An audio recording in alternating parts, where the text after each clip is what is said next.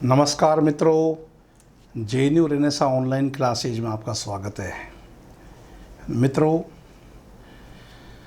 आज कोई बहुत बड़ा प्रबुद्ध भाषण देने के लिए आपके समक्ष उपस्थित नहीं हुआ हूँ और न ही कोई ज्ञान ध्यान की कोई बड़ी बड़ी बातें आपको समझानी है। बस ऐसे ही मन किया कि आज मैं अपने विद्यार्थियों के साथ सीधे मुखामुखम करूं और आपके सामने आ गया। मित्रों, दो तीन बातें हैं जो मेरे मन में चल रही है। अक्सर मैं अपनी संस्थान को ये बोल देता हूँ कि जो मैंने कहा है उसको यूट्यूब पर डाल दो। बहुत व्यस्त दिनचर्या मेरी होने के बावजूद मैं यथासंभव कोशिश करता हूँ कि मेरे विद्यार्थी जो मुझसे यूट्यूब के माध्यम से नीचे कमेंट करके कुछ जानना चाहे तो मैं उसका जवाब देने की कोशिश करूँ कि विद्यार्थियों से जुड़ाव तो मेरा हृदय से है। कुछ लोग जो मस्तिष्क से जुड़ाव रखते हैं वो रखने वाले होंगे।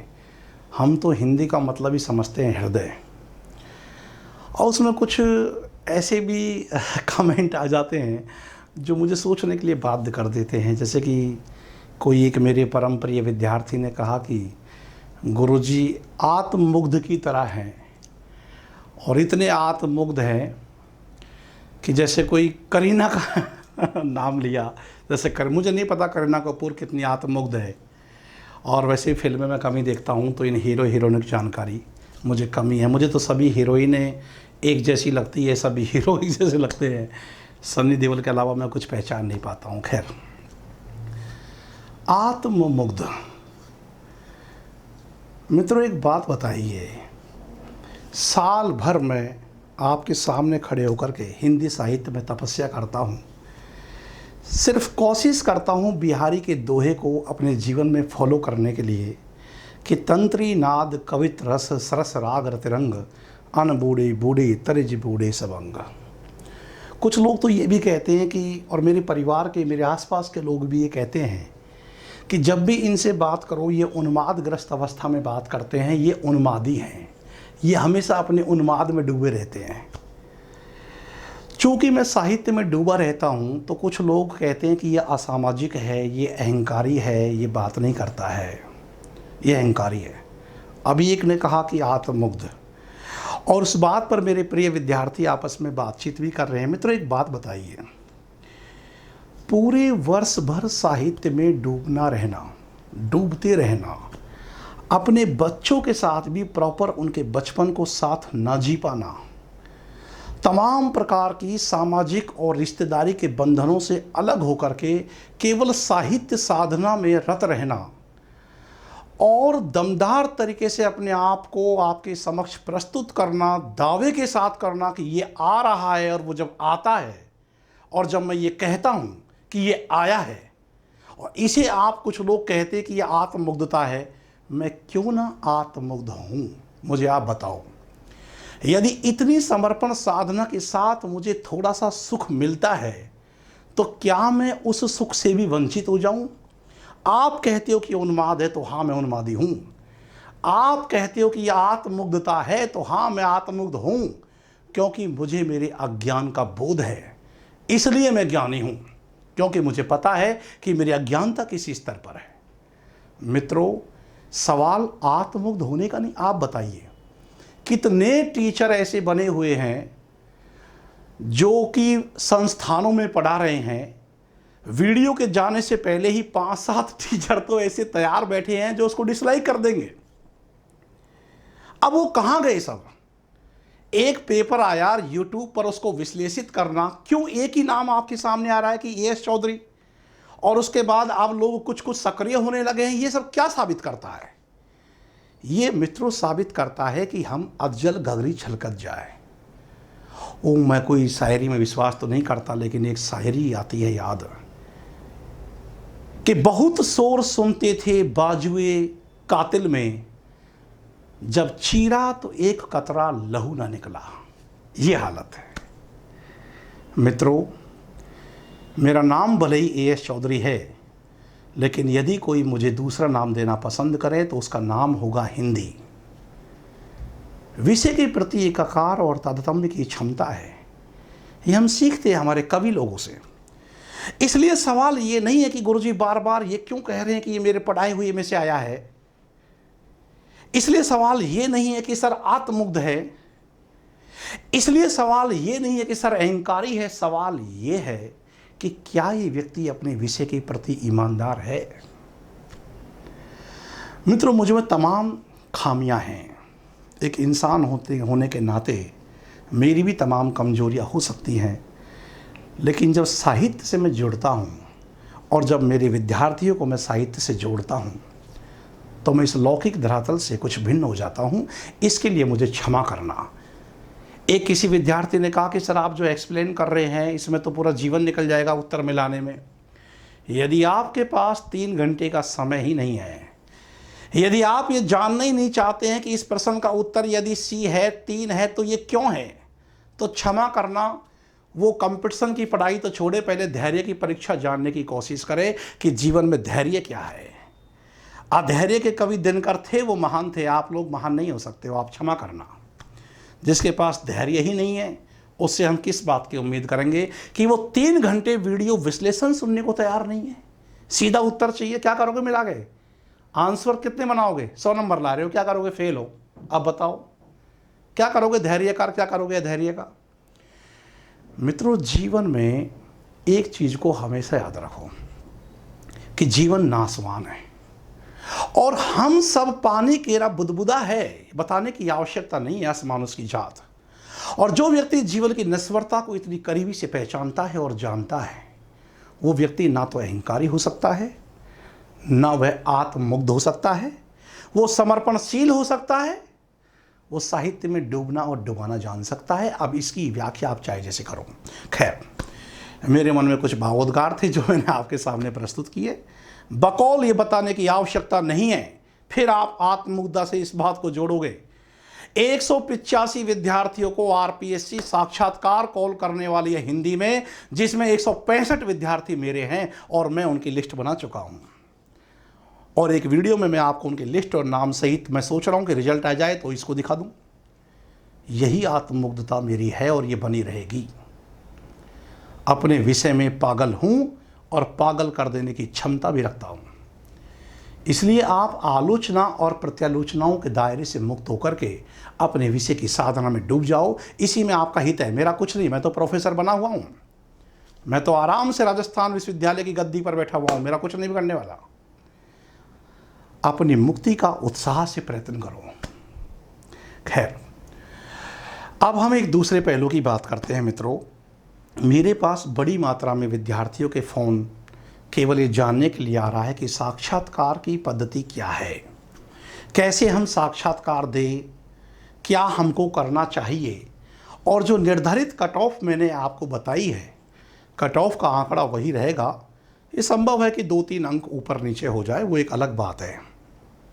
और जो मैंने आपको आंकड़ा बताया, उस आंकड़े में जो भी विद्यार्थी आ रहे हैं, मैं मान के चल रहा हूं कि वो साक्षात्कार की साधना में ठीक वैसे ही डूब गए हैं जैसे प्रियमवद केश कमली वीणा को साधने की प्रक्रिया में भरी सभा में डूब जाते हैं। सुनता हूं मैं, पर मैं मुझसे परे शब्द में लियमान। अब शब्द में लियमान होने का समय आ चुका है। मित्रों, इतनी कठोर साधना आपने की है, बस 1 महीने की साधना और कर लीजिए। बहुत तेज गति से यह बैच संपन्न होने वाला है। और मेरे जो मित्र बहुत निकटवर्ती अंकों से रह रहे हैं, उनको भी उदास होने की आवश्यकता इसलिए नहीं है क्योंकि बहुत जल्दी आपको दूसरा मौका मिलने वाला है। इस भर्ती प्रक्रिया के तुरंत बाद इतनी ही सीटें कॉलेज एजुकेशन दोबारा ले रहा है और बहुत संभावना है, मैं आपको कह रहा हूं कि सितंबर अक्टूबर के माह तक आपको दूसरा कॉलेज लेक्चरर का पेपर देना पड़ेगा। तो जो विद्यार्थी बहुत निकटवर्ती हैं, वो परेशान होने की आवश्यकता नहीं है। अगले बैच में टॉप करने की ठान लीजिए आप। और इससे पहले आरपीएससी आपको फर्स्ट ग्रेड का भी मौका दे रही है। तो जो विद्यार्थी बेरोजगार हैं, अभी तक स्कूल लेक्चर नहीं लगे हैं, उनके लिए भी एक बेहतरीन मौका है। इसलिए आपको हतोत्साहित होने की आवश्यकता नहीं है। वैसे भी मेरे जीवन की ये फिलॉसफी है कि किसी व्यक्ति की सफलता और असफलता का संबंध उसके चयन होने या न होने से है। महत्वपूर्ण चीज है एक जोरदार प्रयास। सूरदास गाता है रंगभूमि उपन्यास में, क्यों जीत की तुझको इच्छा, क्यों हार की तुझको चिंता, क्यों दुख से नाता जोड़े, भाई क्यों रण से मुंह मोड़े। रण से मुंह नहीं मोड़ना है। मित्रों, कॉलेज सहायक प्रोफेसर के इंटरव्यू की तैयारी कैसे की जाए, वैसे तो विस्तार से मैं क्लास में आपको इन पहलुओं को समझाऊंगा। अब बहुत संभावना है कि अपने व्यस्त जीवन में से समय निकालकर 2-3 दिन बाद मैं आपकी विधिवत क्लास भी लेना शुरू करूं। उससे पहले मैं आपको कुछ एक सामान्य जानकारी आपको बतला दूं कि कॉलेज व्याख्याता के इस इंटरव्यू में एक तो आप अपने व्यक्तित्व से जुड़े हुए पहलू, आपके सबल पक्ष, आपके निर्बल पक्ष, आपसे पूछ ले भाई आपकी 2 कमियां बताओ, हैं कमियां तो हमारे अंदर कुछ है ही नहीं। उस समय अचानक से याद न आना वो भारी समस्या होती है। बोल दीजिए सर मैं बेहद संवेदनशील हूँ, अनायास यूँ ही किसी पर भरोसा कर लेता हूँ, जिसके कारण मैं कई बार ठगा जाता हूँ या ठगी जाती हूँ। हर पहलू को, अपने व्यक्तित्व के बारे में, अपनी रुचि के बारे में, अपने प्रिय पसंदीदा कवि और गद्यकार दोनों के बारे में, अपने क्षेत्र के बारे में, भौगोलिक धार्मिक स्थिति, कोई चीज़ प्रसिद्ध है, कोई संत प्रसिद्ध है, वहाँ की लोकल भाषा क्या है, कौन सी पत्रिका आप पढ़ना पसंद करते हो, लेटेस्ट आपने कौन सा आर्टिकल पढ़ा है, तुरंत में आपने आया हुआ कौन सा उपन्यास पढ़ा है, ये एक पहलू है। और इसके बाद आपके साहित्य से संबंधित जो विचार विमर्श चलेगा, आपके आत्मविश्वास और आपके बोलने का लहजा का परीक्षण है वो।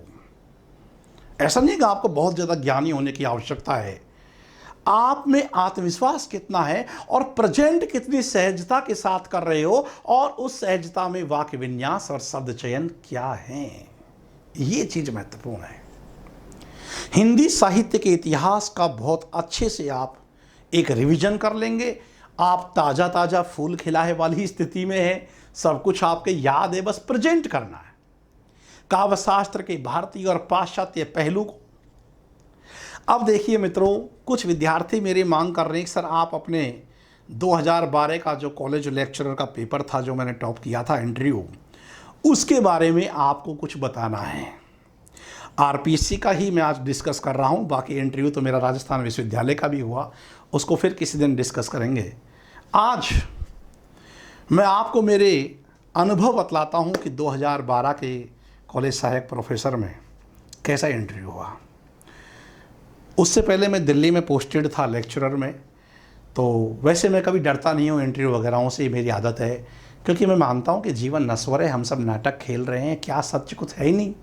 जब सत्य कुछ है ही नहीं तो किस बात का भय और किस बात का हर्ष। लेना है तो ले, नहीं ले तो मत ले। हम अपने काम में कितने सर्वोत्तम दे सकते हैं। देखिए मेरे पास एक डायरी है, बहुत पुरानी डायरी है, आज से लगभग 20 साल पुरानी डायरी है। 2012 के जो प्रश्न मुझसे पूछे गए वो मैंने इसके पन्ने में अभी तक नोट कर रखे हैं, और मुझे मालूम था मैं हर क्षण को जीवन जीता हूँ। कोई भी जो घटना मेरे जीवन में घटती है मैं उसे कलमबद्ध कर लेने में विश्वास करता हूँ। मैं साक्षात्कार में गया, आमतौर से घबराहट होती है विद्यार्थियों को, एक क्षण के लिए मुझे भी हुआ, पर वो क्षण भर के लिए ही गायब हो गया। मुझे लगा अरे ये कौन से मुझे खा जाएंगे, सवाल पूछेंगे, पूछिए। बीएम शर्मा वाला बोर्ड था, उस समय वो अध्यक्ष भी थे। तो साक्षात्कार में गया और साक्षात्कार में मुझसे जो पहला सवाल पूछा, और मेरे इन सवालों के जवाबों में आपके सभी सवालों के जवाब हैं, क्योंकि कुछ विद्यार्थी कह रहे हैं कि सर प्रशासनिक पोस्ट की तरह जीएस के सवाल पूछ ले, उनका जवाब हम नहीं दे तो सब क्या हो। तो वही अनुभव मैं आपको यहाँ साझा कर रहा हूँ। जेएनयू से निकल के आया था, वही आपकी शब्दावली में उन्मादग्रस्त आत्ममुग्ध नायिका की तरह, बिहारी की आत्ममुग्ध नायिका की तरह। और कमरे में घुसने से पहले आप एक सामान्य बातचीत जरूर करें कि श्रीमान क्या मैं अंदर आ सकती हूँ या अंदर आ सकता हूँ। वो आपको कहेंगे हाँ आइए, आप कुर्सी पर बैठ जाइए। कुर्सी पर बैठने का तरीका, जो ड्रेसिंग सेंस है, वो सब हम बात करेंगे, हाव भाव कैसा हो। आज मैं साहित्य से संबंधित बात करता हूँ। तो मैं बैठ गया और मैंने उनको धन्यवाद दिया। मुझसे पहला क्वेश्चन बीएम साहब ने पूछा कि भाई ये बताओ, राजस्थान के राज्यपाल, मैं समझ गया कि गलत दिशा में फंस रहा हूँ मैं, तो क्योंकि मेरा राजनीति से कोई संबंध ही नहीं है, ना मेरा कोई इंटरेस्ट है। आज तक कोई ये भी नहीं जान पाया कि ये एएस चौधरी है किस विचारधारा के। बस ये जरूर है कि जेएनयू में थे तो वहाँ मार्क्सवाद का रंग छड़ा हुआ था, जो अब बाहर निकलने के बाद धीमे धीमे घुलने लग गया है।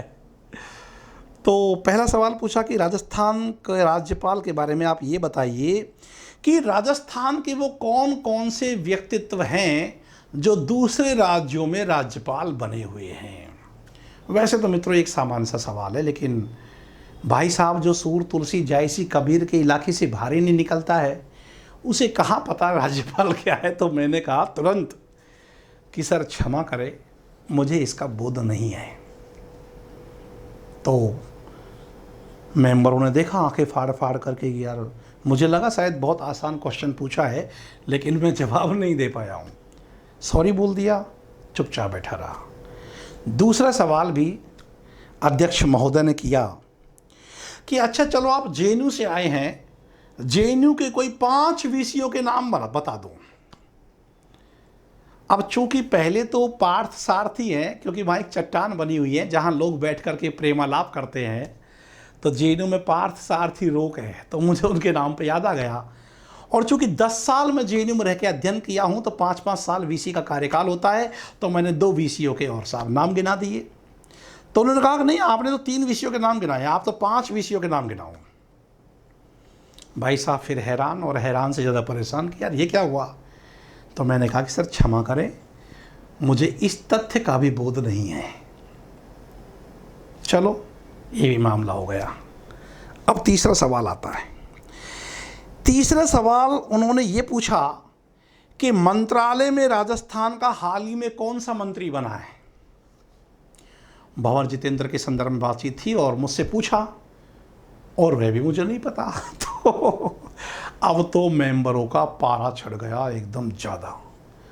बोर्ड के अध्यक्ष ने कहा कैसा व्यक्ति है, राजस्थान का है लेकिन राजस्थान की कोई जानकारी नहीं, जेएनयू का है लेकिन जेएनयू की कोई जानकारी नहीं, इसका क्या साक्षात्कार लोगे आप।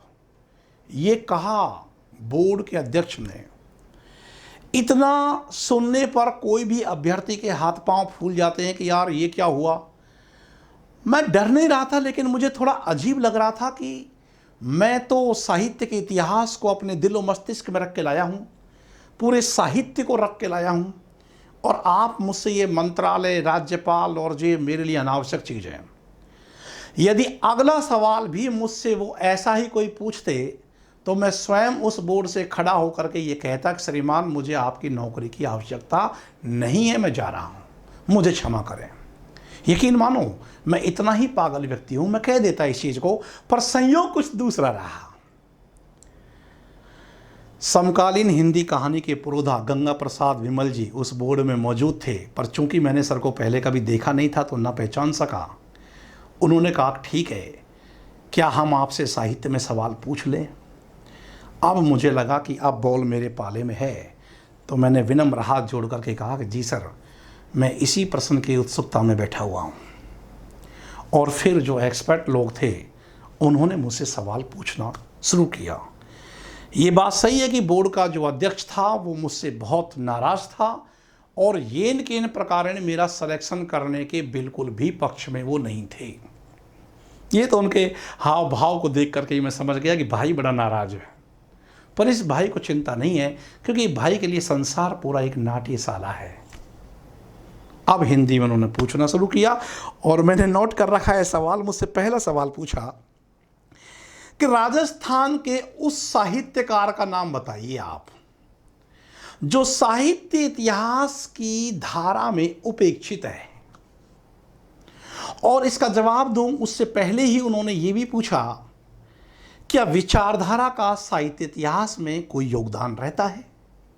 गंगा प्रसाद विमल जी का सवाल था, और फिर मेरा जवाब था सटीक जवाब कि राजस्थान का ऐसा साहित्यकार जो हिंदी कथा साहित्य में अपना बेजोड़ स्थान रखता है वो है यादवेंद्र शर्मा चंद्र। और मित्रों इस संयोग की बात देखिए कि साहित्यकार तो बहुत है, मणि मधुकर भी है, रांगे राघव की करम भूमि भी ये है, बहुत सारे साहित्यकार। लेकिन जब उन्होंने उपेक्षित कहा तो मुझे सबसे पहले वो याद आया, और वो वही सुनना चाह रहे थे। और उन्होंने कहा कि ऐसा क्यों है कि यादवेंद्र शर्मा चंद्र साहित्य इतिहास की मुख्य धारा में क्यों स्थान नहीं बना पाए, क्यों आलोचकों ने उस पर ज़्यादा नहीं लिखा। तो इसके संदर्भ में मेरा जवाब था कि सर, आइडियोलॉजी साहित्य के इतिहास में बराबर अपना योगदान देती है और आइडियोलॉजी से ही कोई एक विशेष साहित्यकार उपेक्षित हो जाता है और एक विशेष साहित्यकार मुख्य धारा में स्थापित हो जाता है। ये बहुत गहरी आइडियोलॉजी रही है। रामचंद्र शुक्ल एक रसवादी विचारक हैं कि उन्होंने रसवादी आचार्य चिंतामणि त्रिपाठी का पक्ष लिया, लेकिन केशवदास को तो कठोर हृदय का साबित कर दिया। अलंकारवादी विचारक है, सवाल तो आइडियोलॉजी का है। यदि रामचंद्र शुक्ल को रहस्यवाद पसंद नहीं है तो ना तो वो छायावाद के साथ न्याय कर पाए, ना वो कबीर दास के साथ न्याय कर पाए, ना वो सिद्धनाथ साहित्य के साथ न्याय कर पाए। राम स्वरूप चतुर्वेदी के इतिहास में नागार्जुन के लिए यदि एक पैराग्राफ ही स्थान है, तो जब साहित्य इतिहास में विचारधारा बड़े बड़े लोगों को उपेक्षित कर देती है तो यादवेंद्र शर्मा चंद्र की तो फिर बात ही क्या है। ये मेरा जवाब था। और इस बात से, मेरे पहले ही प्रश्न के जवाब से बोर्ड ये बात समझ गया था कि ये व्यक्ति कोई सामान्य व्यक्ति नहीं है। अब उन्होंने मुझ में इंटरेस्ट लेना शुरू किया और सवालों की बौछार उन्होंने इस प्रकार से की कि अगला सवाल देखिए। फिर उन्होंने मुझसे पूछा कि भाई, मानवीकरण अलंकार किसे कहते हैं? क्योंकि आप ध्यान रखेंगे हर पहलू से आपसे सवाल परोसे जाएंगे। इससे कोई फर्क नहीं पड़ता कि आप डॉक्टरेट है, आपने पीएचडी कर रखी है, आपने 10 आर्टिकल लिख रखे हैं, आपने 10 किताबें छाप रखी हैं। मेरे पास सब थी, कमरे से बाहर रखवा दिया, इनको बाहर रख के जाओ। वहाँ केवल प्रश्न होंगे और आप होंगे। तो आप जानते हैं कि जब प्रकृति में मानवीय चेष्टाओं का आरोप करके चीज़ों को आप प्रस्तुत करते हो तो मानवीकरण अलंकार प्रसिद्ध है छायावाद का। अब मुझसे सवाल पूछा दूसरे एक्सपर्ट ने कि आप जयशंकर प्रसाद की ऐसी कविता सुनाओ जो पूरी की पूरी मानवीकरण अलंकार में लिखी गई हो। अब आपको ये तो अच्छे से पता ही होगा कि मुझसे कोई कविता पूछेगा तो मैं कितनी कविताएं उनको सुना पाऊंगा। तो बीती विभावरी जागरी, अंबर पनघट में डुबो रही तारा घटूसा नागरी। और आपको पता है कि ये तो प्रसाद की प्रतिनिधि कविता है।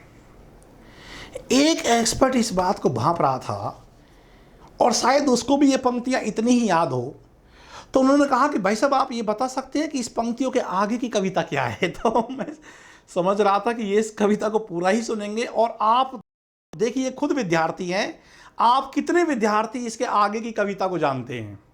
इतना तो हम बोल देते हैं कि अंबर पनघट में डुबो रही तारा घट उषा नागरी, खग कुलकुल सा बोल रहा किसले का अंचल डोल रहा, लो ये लतिका भी भरलाई मधुल मुकुल नवल रस गागरी, बीती विभावरी जागरी। पूरी कविता है, पूरी कविता उनको सुनाई। और अब बोर्ड का रुझान मेरे प्रति हो रहा था। अब देखिए, अगला सवाल मुझसे उन्होंने पूछा, थॉमस स्टेन्स इलियट का नाम सुना होगा आपने? मैंने कहा कि जी सर। निर्व्यक्तिकता का सिद्धांत, ऐसाचर्य का सिद्धांत, विभावन व्यापार और वस्तुनिष्ठ समीकरण, व्यक्तिगत परंपरा प्रज्ञा का सिद्धांत, उनके बड़े सिद्धांत हैं। तो उन्होंने कहा कि निर्व्यक्तिकता से आपका क्या तात्पर्य है? तो निर्व्यक्तिकता से तात्पर्य है मनुष्य का विलयन, संबंध विशेष का त्याग। निर्व्यक्तिकता का मतलब है कि कवि अपनी रचना में व्यक्तिगत भावों की अभिव्यक्ति नहीं करता है, बल्कि वह व्यक्तित्व से पलायन करता है, तब उसकी सृजनात्मकता फलती फूलती है। कि साहित्य में रचनाकार को आत्मनिष्ठ न होकर के वस्तुनिष्ठ होना चाहिए। और एक बात और आप ध्यान रखेंगे, जब बोर्ड इस बात को देख लेता है कि बंदा बहादुर लगातार बोल रहा है, तो वो आपको बीच में रोक देंगे, क्रॉस करेंगे आपको। इसको आप अपनी कमजोरी ना समझें, वो प्रसंग बदलेंगे, प्रसंग बदलेंगे। उनको मालूम चल जाएगा कि ये तो एकदम फ्लो से बोल रहा है, तो पूरी पकड़ इसकी इस विषय पर है, तो वो उस विषय पर लाने की आपको कोशिश करेंगे जहां आपकी पकड़ कम हो। फिर एक मेंबर ने मुझसे पूछा, अच्छा चलो ठीक है, दलित विमर्श को एक पंक्ति में परिभाषित करो। अब मित्रों, दलित विमर्श के लिए तो हम पूरी थीसिस लिख दे तब भी कम पड़ जाए उसकी परिभाषा। लेकिन उसी वक्त मैंने अपने हाजिर जवाबी का उपयोग किया, क्योंकि दलित विमर्श सहानुभूति और स्वानुभूति के बिंदु को उठाता है। तो सहानुभूति स्वानुभूति के बिंदुओं से परिचालित वह साहित्य विशेष जो दलित उत्थान, दलित महत्व की आकांक्षा से प्रेरित है और जो दलितों के द्वारा दलितों की संवेदना को व्यक्त करने का जो विमर्श चलाया गया है वो दलित विमर्श है। आप परिभाषा किसी प्रकार से बना सकते हो, लेकिन उस समय आपका फ्लो क्या है, आप कहना क्या चाह रहे हैं। अब देखिए, मुझसे पहले सभी विद्यार्थियों से एक सवाल पर डिस्कस चल रहा था कि भाई साधारणीकरण की परिभाषा दो। आमतौर से उस क्वेश्चन को सबसे पूछा गया और सब अपने अपने प्रकार, मुझसे पहले भी जिसका एंट्री हुआ था 2 बार पहले, 2 बच्चे पहले, तो उसने कहा कि यार मैंने बोला है कि जो सभी के भाव ग्रहणीय बन जाए, कवि के भाव ऐसे हों जो सबके लिए ग्रहणीय बन जाए। बात तो वो सही कह रहे हैं, लेकिन शब्द चयन क्या होगा। और वही सवाल फिर मुझसे पूछा कि साधारणीकरण से आप क्या समझते हैं।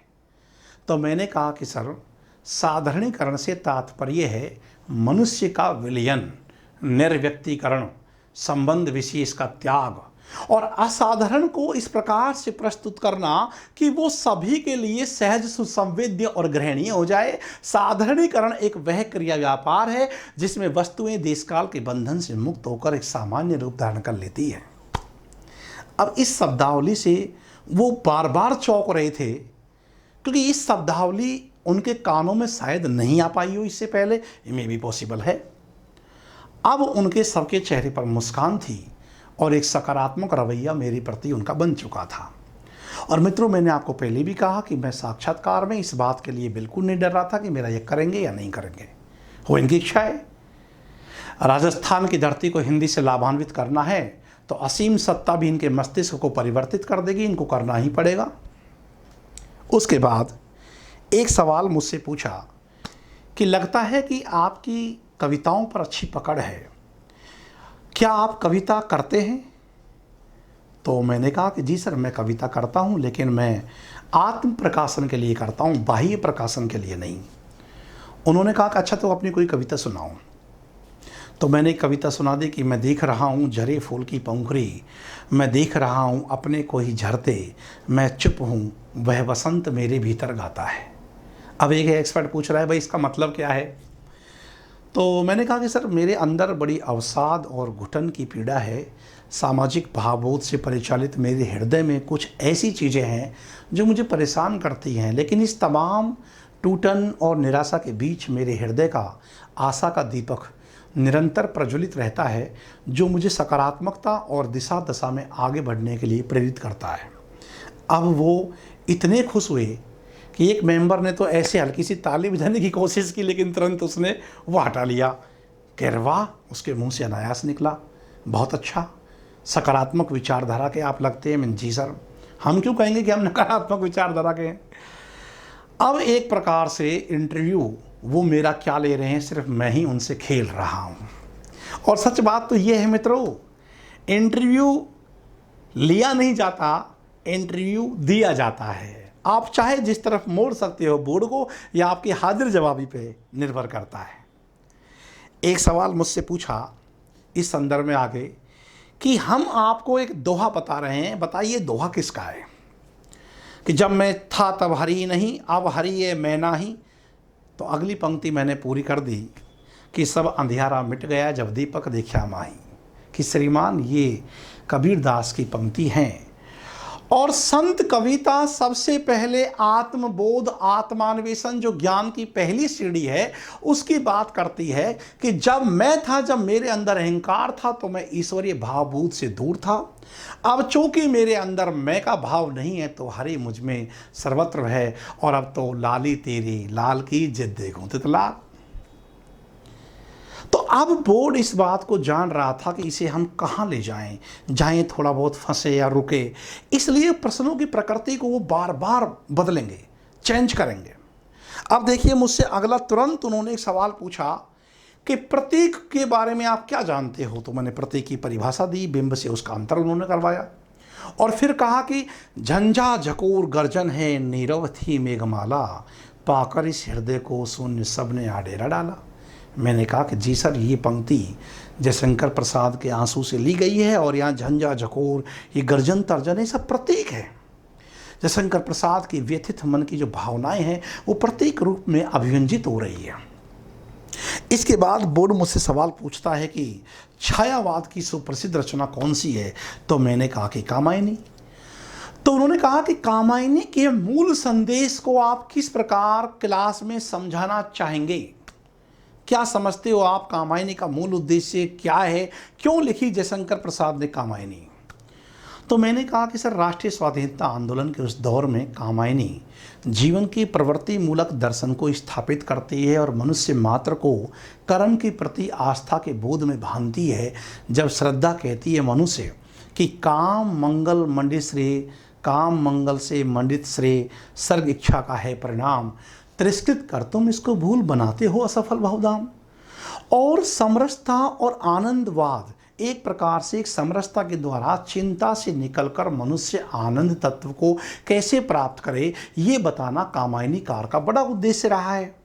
ज्ञान क्रिया इच्छा में समन्वय कैसे हो, हृदय और मस्तिष्क में समन्वय लेकर के स्त्री पुरुष में समन्वय, सुख दुख में समन्वय, इस समन्वय धर्मिता के द्वारा मनुष्य अपने जीवन को कैसे आह्लादित बनाए, यही कश्मीरी प्रतिभिज्ञ शैव दर्शन का व्यावहारिक रूप है। दुख की रजनी, दुख की पिछली रजनी, बीच विकसता सुख का नवल प्रभात, या ज्ञान दूर कुछ क्रिया भिन्न है, इच्छा क्या पूरी हो मन की, एक दूसरे से ना मिल सके यही विडंबना है जीवन की। तो जीवन की इस विडंबना को हम कैसे जीत सकें, प्रकृति और मानव हृदय के दूर होते हुए रागात्मक संबंधों को फिर से कैसे स्थापित करें, ये बतलाना कामायनी के कामायनीकार का उद्देश्य है। अब मित्रों, इस पूरे इंटरव्यू की प्रक्रिया में जो धारा प्रवाह आप बोलोगे और इसकी एक प्रैक्टिस करना आप अभी से प्रारंभ कर दोगे, क्योंकि अनायास शब्द चयन आपके पास आएगा भी नहीं। और हम जानते हैं कि बहुत अच्छे हम लिखित परीक्षा में नंबर ले आते हैं, लेकिन जब बोलने की बात आती है तो सूखे पत्ते की तरह हम झड़ जाते हैं और वहाँ से समस्या शुरू होती है।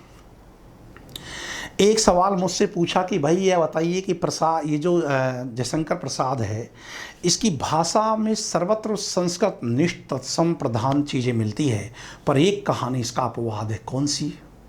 तो मित्रों, वो कहानी है मधुआ। मैं क्लास में भी आपको बतलाता हूँ। यहाँ तद्भव और शब्दावली का जो प्रयोग आप देखेंगे कि आज कई दिन हुए शराबी को शराब पी है, ऐसी भाषा मिलेगी।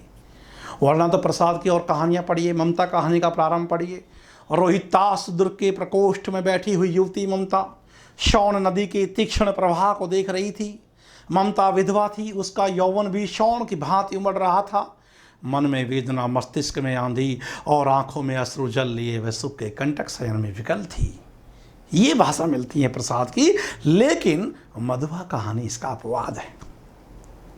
फिर उन्होंने क्वेश्चन पूछा कि भाई ये बताओ कि आप क्या समझते हैं कॉलरिज के कल्पना सिद्धांत से। तो देखिए, पाश्चात्य काव्यशास्त्र, भारतीय काव्यशास्त्र, रस छंद अलंकार, इन सब पहलुओं को आप अच्छे से ध्यान रखेंगे। शब्द शक्ति, प्रमुख अलंकारों को ध्यान रखेंगे और अपने प्रिय कवि को अच्छे से तैयार कर ले। मैं तो ये कहूँगा, प्रिय कवि भी आदिकाल में एक पकड़ो, भक्ति काल से एक लो, रीति काल से भी एक लो। मान लीजिए आपने प्रिय कवि में एक प्रसाद याद कर लिया, लेकिन आपसे पूछ रहे नहीं, आप तो ये बताओ कि रीति काल में आपका प्रिय कवि कौन है। तो बिहारी के 2-3 छंद भी याद कर लो, कबीर दास के 5-6 दोहे भी याद कर लो, अभी भी समय है। लास्ट कट ऑफ में भी जो विद्यार्थी इंटरव्यू देता है, यदि वो इंटरव्यू को प्रभावित करके बहुत ज़्यादा अंक बटोर लेता है तो भी उसका सिलेक्शन हो जाएगा। मित्रों, इंटरव्यू के ये पूरे पहलू है, इनको आपको अच्छे से तैयार कर लेना है। आपसे पूछ लेंगे छायावाद की कौन सी विशेषता है। और दूसरी बात ये कि इंटरव्यू में सबसे पहले उस समय ग्रुप डिस्कशन हुआ करता था और बाद में एक एक करके विद्यार्थी का इंटरव्यू लेते हैं।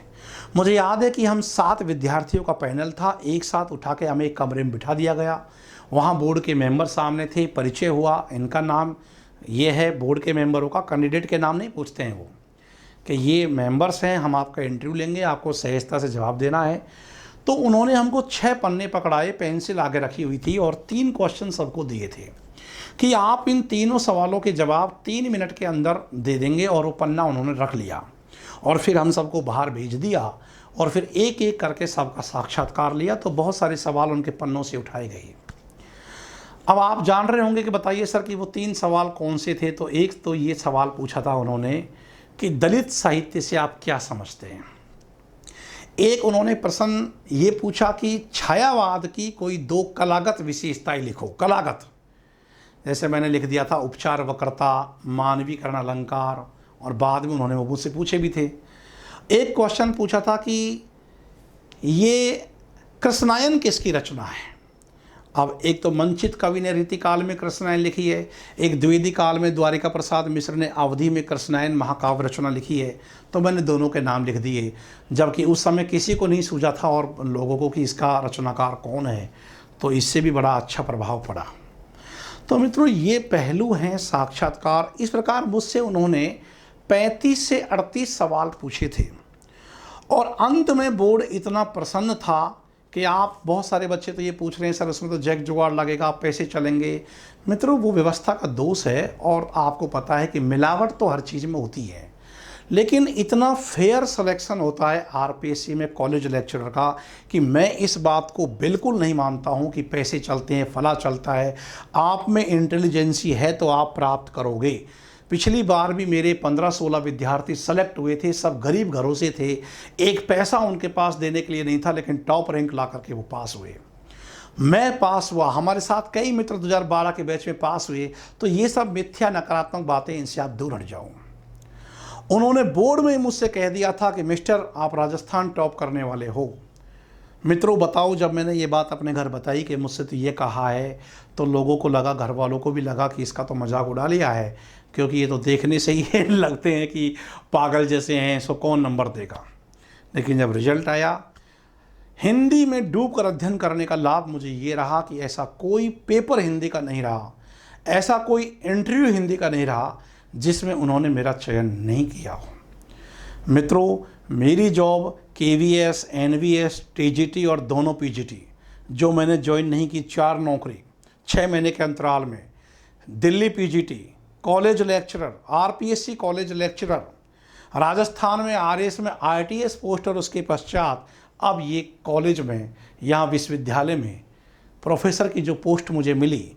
अब तो चूँकि हम वरिष्ठ हो गए, मैं कल ही जो है हमारी मैडम से बातचीत कर रहा था कि बहुत सारे मेरे ऐसे विद्यार्थी हैं जो मेरे बिल्कुल बराबर पक्ष में, बराबर पोस्ट पर आने वाले हैं, शायद प्रोफेसर बनने वाले हैं। और मैं जैसे कि कहता हूँ कि जिस तरह मैं बोलता हूँ उस तरह तो लिख, भवानी प्रसाद मिश्र की पंक्तियाँ, कि और उससे बाद मुझसे बढ़कर दिख। तो मुझसे बढ़कर तो आप इसलिए नहीं दिखोगे क्योंकि आकार प्रकार में इतनी बढ़ोतरी करना आपके लिए संभव नहीं है। और पोस्ट में अब आप असिस्टेंट ज्वाइन करने वाले हैं, और अब हम एसोसिएट होने वाले हैं। तो क्योंकि वरिष्ठ दायरे में तो हम आ भी गए, तो रहोगे तो आप मुझसे थोड़ा सा लेवल नीचे। और मुझे अच्छा लगता है जब आप मेरे लेवल से थोड़े से नीचे रहोगे ना, तो मुझे अच्छा लगेगा, यकीन मानो। तो ये तो खैर एक जस्ट मजाक की बात है। बाकी मित्रों, हिंदी के विद्यार्थियों से मेरा मस्तिष्क से कोई लगाव नहीं है। मैं अपने विद्यार्थियों के जीवन को जीता हूँ, अपने दिल में उनको सजो के रखता हूँ। मेरे जीवन में मेरे विद्यार्थी कितने महत्वपूर्ण है, इस चीज़ को मैं कभी शब्दों से बयान नहीं कर सकता। और जो विद्यार्थी मेरे प्रति ईमानदार रहते हैं, उनको परिणाम भी बहुत शीघ्र मिलने वाला है। मैं विद्यार्थियों के प्रति पूरा ईमानदार कितना रहता हूँ, ये मुझे पढ़ने वाले जानते हैं। क्यों ऐसा हो रहा है कि आप आरपीएससी में जब इंटरव्यू देने जाएंगे तो आप सभी गुरु भाई अपने आप को पाओगे? क्यों ऐसा है, आप बताइए। इतने लोग पढ़ाते हैं, हम कॉलेज को पढ़ा दे, हम डिका पढ़ा दे, हम आईएएस पढ़ा दे। अरे जब एक पेपर सॉल्व करने की बारी आई तो तुम सब भाग गए, तुमने फ़ोनों को ऑफ कर लिया। ये तुम्हारी पॉलिसी है। कितने बच्चे मुझे लगातार फ़ोन कर रहे हैं कि गुरुजी हमें आपके कोर्स की जानकारी नहीं है, हम फला फंस गए, हम बीकानेर फंस गए, हम अलवर फंस गए, हम फला के फंस गए। तो ये मित्रों क्यों फंसते हो? ज्ञान के बोध की आंखें आपके अंदर है ही नहीं, तो कौन रास्ता आपको दिखाएगा?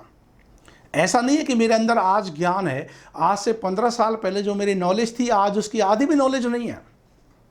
लेकिन जब तक मेरी आत्मा ने मुझसे कहा कि पहले खुद प्रोफेसर बन, जब पहले तू खुद प्रोफेसर बन जाएगा तो अपने आप को दूसरों को पढ़ाने के योग्य मानेगा। ये मेरी आत्मा ने मुझे इस बात को कहा। और जब तक राजस्थान विश्वविद्यालय के हिंदी विभाग में आकर बैठ नहीं गया, उसके बाद मैंने ये पढ़ाना और मोटिवेशन करना और ये सिलेक्शन देना शुरू किया है। यहाँ पर क्या है, यहाँ पर संधि समास 12 खड़ी सीख ली और चल भाई उठा लेके चल लिखना शुरू कर, मैं ये हूँ, मैं फला का एचओडी रहा हूँ, मैं वहाँ से आ गया, मैं आईएएस की नौकरी छोड़ करके आ गया। अरे जब तुम अपनी मक्खी नहीं उड़ा पाए तो तुम किसकी मक्खी उड़ाने चले हो? क्या कहते हो कि हमारा जीएस कमज़ोर है इसलिए सेलेक्ट नहीं हुए? हिंदी जिसका सेलेक्ट है, जीएस में तो लोगों के 10-10, 12-12 अंक आ रहे हैं, उसके बाद भी उनका स्कोर आप देखो 150 अंक। आज तो मैं चौंक गया जब अलवर से विनय का फोन आया कि सर मेरे 167 अंक बन रहे हैं। तो मित्रों ये बात नहीं है आप विषय के धुरंधर हैं तो आप सब कुछ कर सकते हैं, यदि नहीं तो कहीं मूल में गड़बड़ है। अपने अज्ञान के बोध को पहचानो। यूट्यूब के द्वारा जो शिक्षकों की भरमार है, आपको स्वयं निर्णय करना है कि, और मित्रों लॉन्जाइनस तो अपने औदात्य सिद्धांत में कहता ही है कि औदात्य के लिए संपूर्ण रचना को पढ़ने की आवश्यकता नहीं है, उसके एक तो अंशों से वक्ता का समस्त वाग वैभव प्रकट हो जाता है। क्षण भर में रचना की जो प्रतिभा है बिजली की तरह कौंध जाती है। अब इसमें तो ये तो संसार का नियम है कि खैर ज़्यादा नहीं, आज मैंने अपनी भावनाओं से भी आपको अवगत कराया और जो साक्षात्कार की रणनीति है वो आपको बनानी होगी। इस प्रकार के प्रश्न पद्धति का मैंने एक नमूना आपको बतलाया है। प्रश्नों की बौछार होगी, बौछार करने वाले 4-5 लोग होंगे, आप अकेले होंगे। आपको उस चक्रव्यूह को तोड़ना है, उनको अपने मस्तिष्क पर हावी नहीं होने देना, आप ही उनके मस्तिष्क पर हावी हो जाओ और यकीन मानो आप ऐसा कर सकते हो। अभी हमारे पास 2 महीने का समय है, बहुत संभावना है कि ये इंटरव्यू आपके दिसंबर में संपन्न हो जाएंगे। तो मित्रों पूरी ताकत लगा करके नकारात्मक प्रवृत्तियों से दूर रहो। अनावश्यक अवांछनीय तत्व जो आपको डिमोट करते हो उनसे दूरी बना लो। फला में पैसे चलते हैं, फला में ढिका चलते हैं, सब बकवास की बात है। ऐसे तो लोग ये भी कहते हैं कि पेपर बिकता है, तो पेपर बिक गए तो तुम पास कैसे हो रहे हो? तो मित्रों ये तो देखो, और यूँ 19-20 तो आप सब जानते ही हो, लेकिन जो एक प्रामाणिकता है उस प्रामाणिकता के साथ आप तैयारी कीजिए। मैं कह रहा हूँ, मैं खुद बहुत एकदम किसान परिवार से सामान्य रूप से उभरा हूँ, ऐसा बिल्कुल नहीं है। आपको टारगेट करना है कि 24 नंबर में से हमको 19 या 20 नंबर प्राप्त करने हैं और उनको नंबर देने ही होंगे। वो सोचेंगे कि यदि हम इस विद्यार्थी को नहीं लेंगे तो हमारी पूरी जिंदगी, हमारी आत्मा हमको बख्शेगी नहीं। लेकिन क्या आपका शब्द चयन उचित है? क्या आप आत्मविश्वास से परिपूर्ण हो? क्या आपकी शैली धारा प्रवाह है? यदि नहीं है तो बनाइए। और क्षमा करना, मुझे आत्ममुग्ध नकारात्मक अर्थों में मत कहा करो, सकारात्मक अर्थ में आपका स्वागत है। मित्रों स्वयंभू की तरह विनम्रता को धारण करने वाला व्यक्ति हूँ। जीवन जगत का पता नहीं, सर्वोत्तम रूप से अपने आप को आपको प्रस्तुत करता हूँ। इसके बाद भी आप मुझे अहंकारी समझे, आप मुझको आत्ममुग्ध समझे, आप मुझे ये कहे कि कितने साल में सर सॉल्व कर पाएंगे, हम जल्दी जल्दी सॉल्व क्यों नहीं करा दे? क्यों धैर्य नहीं है आपके अंदर? और धैर्य नहीं है तो विद्यार्थी जीवन की तो पहली विशेषता धैर्य है। क्या आपको केवल प्रश्न का उत्तर ही चाहिए? क्या आपको कभी ऐसा नहीं लगता कि उत्तर आया तो आया क्यों है? तो मित्रों वो सब बातें हैं। बाकी तो देखो, मैं मानता हूँ मुझे मेरे विद्यार्थियों से कोई शिकायत नहीं है। और यो अपवाद तो मित्रों कहते हैं कि रावण की नगरी में विभीषण भी है और रावण भी है। तो ये तो खैर अपने अपने कर्म है। लेकिन एक बात ज़रूर है, चाहे विद्यार्थी हो या अध्यापक, अपने कर्म के प्रति पूरा ईमानदार रहो। जो कर्म आप नहीं कर सकते हो मत करो। हमको लगता है कि हम कॉलेज लेक्चर के लायक नहीं हैं, आपकी आत्मा गवाह देती है, आप शांत बैठ जाओ, आप और तैयारी कर लो। और यही बात मैं अध्यापक गण को भी कहता हूँ कि आपको लगता है कि आप अपने बच्चों के साथ न्याय नहीं करोगे तो आपको न्याय करने की आवश्यकता ही नहीं है। क्यों दूसरों का भविष्य बर्बाद करते हो? क्यों सैकड़ों, आज सुबह से मैं खाना भी अब जाके शाम को खा पाया हूँ। लगातार फ़ोन में एक ही बात आ रही है, सर हम तो इतने बर्बाद हो गए, हम तो वहाँ ठग गए, हम लुट गए, हमें कुछ पता ही नहीं था। तो मित्रों ये मेरी शिकायत अध्यापक लोगों से भी है। मुझे पता है कि मेरे इस वीडियो को लोग ज़्यादा से ज़्यादा डिसलाइक करेंगे, उनको करना भी चाहिए, क्योंकि नकारा किस्म के अध्यापकों को ये जवाब देना बहुत ज़रूरी है कि वो अपनी दुकानदारी को समेट ले, क्योंकि अब उनको अपनी दुकानदारी बंद करने का समय आ चुका है। नमस्कार।